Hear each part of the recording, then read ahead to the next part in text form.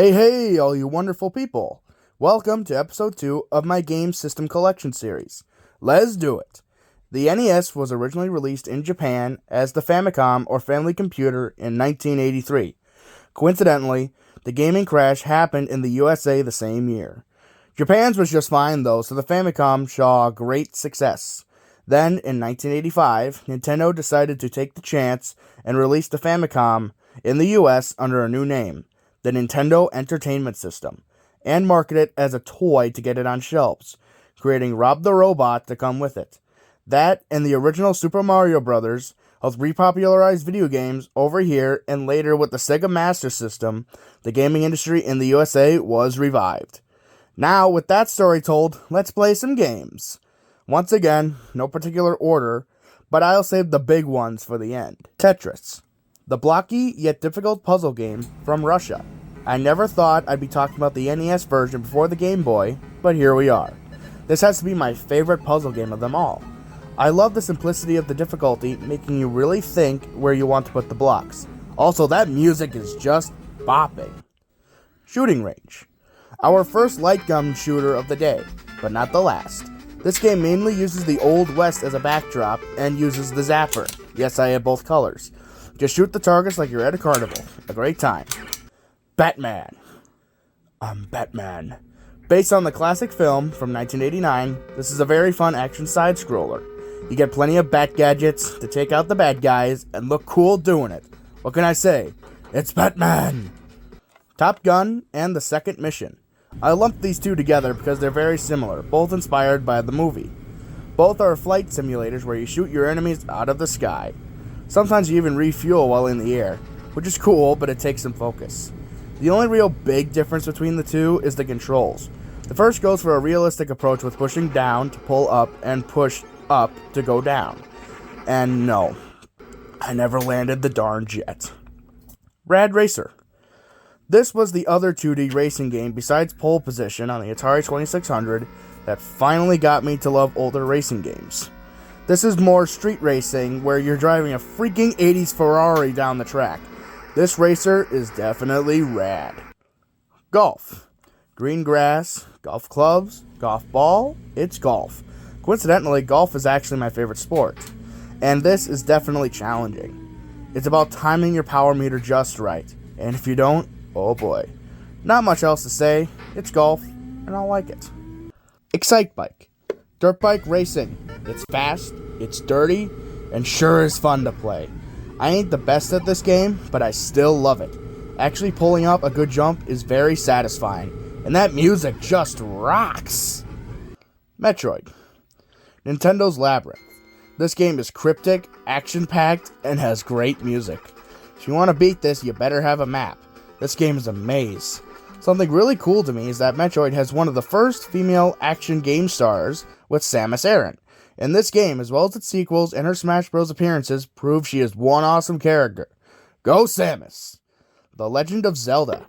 Unfortunately, my cartridge for this doesn't work, so I'll use my Game & Watch Zelda for footage. Another famous starter to a legendary franchise. This first one is not only known for its many enemies and dungeon exploration, but for how cryptic it is. It worked out though. This legend is still going today. Thus Link and Zelda will continue fighting the sinister Ganon. Zelda 2, The Adventure of Link. The only numbered sequel to the first, and what would become a pretty complicated timeline. The gameplay changed drastically from the top down to mostly action side-scroller. Still a good sequel though, and that death screen is just freaky. Yoshi. The lovable dinosaur's first appearance on the NES after he premiered on the Super Nintendo.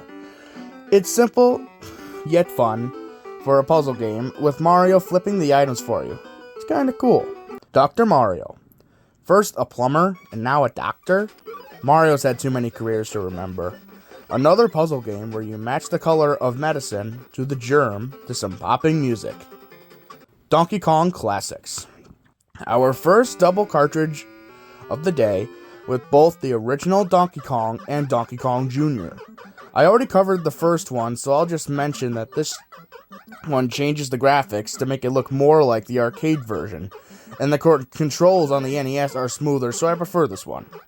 Donkey Kong Jr. also looks very similar to its arcade counterpart. Instead of Jumpman's girl, you gotta save Junior's daddy. The gameplay is more complex, being able to climb vines and whatnot. I prefer the first, but this is certainly a worthy sequel. Mario Bros. The game that introduced my man Luigi, my favorite video game character of all time. How can you not love this guy? Anyways, you fight off turtles, crabs, fire, and more. Definitely a favorite of mine, a true arcade classic. Super Mario Bros. / Duck Hunt, the second and last dual card of the day, which features the full launch of the Super Mario Bros. Franchise. Fun side-scrolling action, power-ups, lots of enemies, princesses in another castle, bopping music and sounds, a great start to a great series. Then comes Duck Hunt, the arcade light gun sensation. You can either shoot, well, ducks, or clay pigeons. Make sure you hit the ducks, though, or you hear one of the most infamous laughs in gaming history. Super Mario Bros. 2, USA. Yeah, I call it that, as many know the story of how Nintendo considered the original Mario 2 too hard for Americans. So they just put Mario, Luigi, Toad, and Peach, then known as Princess Toadstool, into Doki Doki Panic. This paid off, though, because this is where Luigi, Peach, and Toad gained abilities that would last to this day. A confusing backstory, but it's still pretty fun. Super Mario Bros. 3. Finally, the last in my current NES collection, and one of the best Mario games of all time. The hype was big back in the day, as it was first presented in the movie The Wizard. Gaming finally reached the mainstream.